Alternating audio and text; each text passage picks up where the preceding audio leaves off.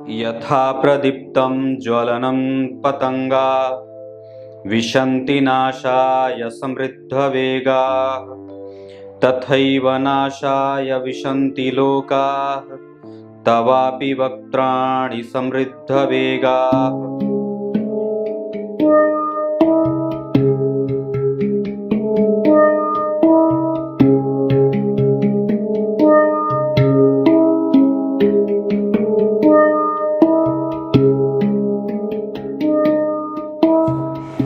नमस्कार, एक बार फिर से उपस्थित हूँ आप सबके सामने सोमवार के बाद मंगलवार के कार्यक्रम में। आजकल बड़ी सीबीआई की रेड पड़ रही है हर जगह। तो मेरे भाई साहब बोल रहे थे कि एक ऐसा कार्यक्रम बना दो जो लोगों को सचेत कर दे। वैसे आप अगर टैक्स वगैरह भरते हैं तो डरने की बात नहीं है, लेकिन फिर भी बंगाल में, महाराष्ट्र में, बिहार में भी कई जगह से ऐसी खबरें आई हैं जो व्यक्ति को ये कहती हैं कि आप टैक्स पेयर बनिए और टैक्स पे करिए, क्योंकि आपको पता नहीं है कि जो संपत्ति आप चुरा करके सरकार से रख रहे हैं वो संपत्ति, और जो सूद पर आप इकट्ठा कर रहे हैं पैसे, वो संपत्ति जिस पे आपका अधिकार नहीं है, किसी के गला घोंटने के बाद प्राप्त हुई संपत्ति, किसी जीव की हिंसा के बाद कमाई गई संपत्ति कभी भी रास नहीं आती, कभी भी रास नहीं आती। और वो एक पॉल्यूटेड बुद्धि वाला इंसान पैदा करवाती है, चाहे वो आपका बच्चा हो, चाहे वो कोई भी हो। शुरू करते हैं आज का कार्यक्रम। 1500 कार्यक्रम तो पूरे हो गए हैं, देखता हूँ जल्दी ही 1500 पूरे होने वाला कार्यक्रम लेके आऊँगा। बने रहिएगा, प्रतिक्रिया अवश्य लिखा करिए, किसी भी दिन उपस्थित हो सकता हूँ। जय श्री कृष्ण ही लिखा करिए, पर अवश्य लिखा करिए। शुरू करते हैं आज का कार्यक्रम। गीता जी का श्लोक भी बताऊँगा, बन के रहिएगा।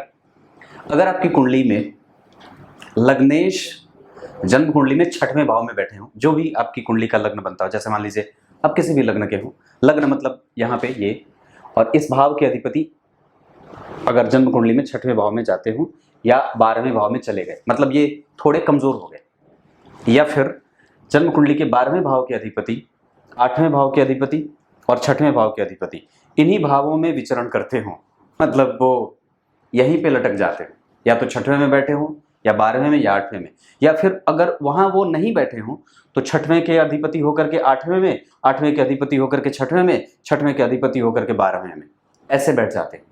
और सूर्य के पास बिल्कुल भी बल ना हो किसी भी शुभ ग्रह का।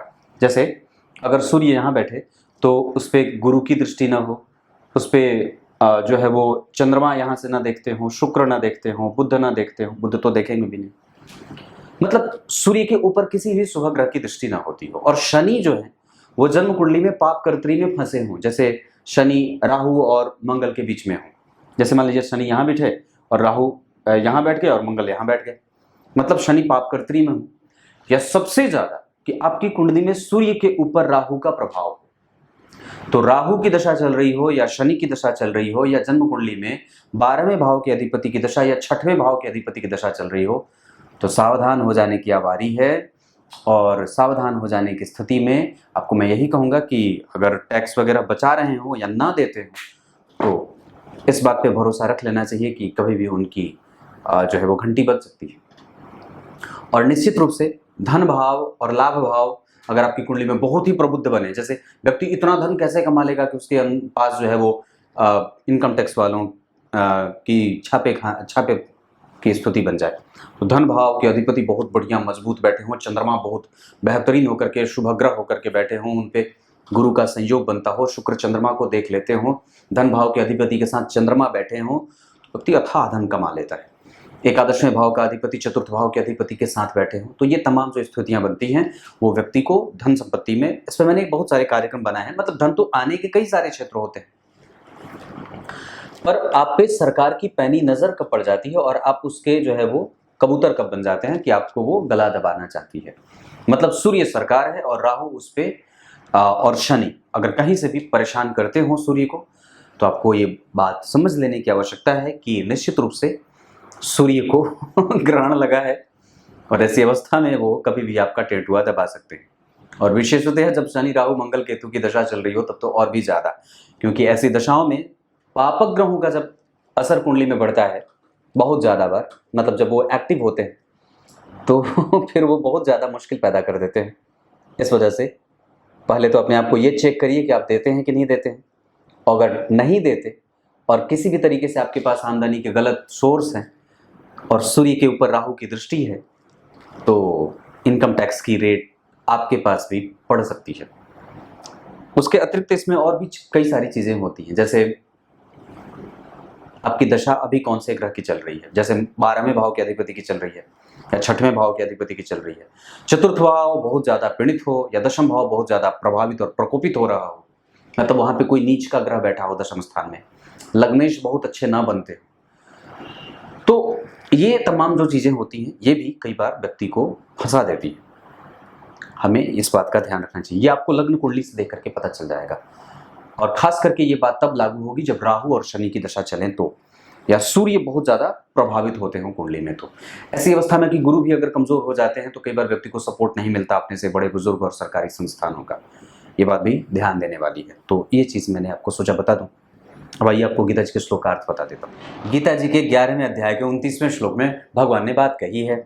क्या कही है? भगवान ने नहीं, अर्जुन ने बात कही है, नारायण नहीं, नर ने बात कही है। नर क्या बोलते कि अरे बाप रे बाप, जैसे कोई पतंगा उड़ करके मोह के वशीभूत हो करके अग्नि के पास जा करके अपनी ही मृत्यु का कारण स्वयं बन जाता है, ठीक उसी तरीके से ये सारे लोग आपके पास मोहवशात ऐसा लग रहा है जैसे आपके मुखाग्नि में जा रहे हैं, ऐसा अर्जुन ने देखा है। इस वजह से यहाँ पे अभी तक आप लोगों ने गीता जी को आरंभ से मैंने आप लोगों को बताया है।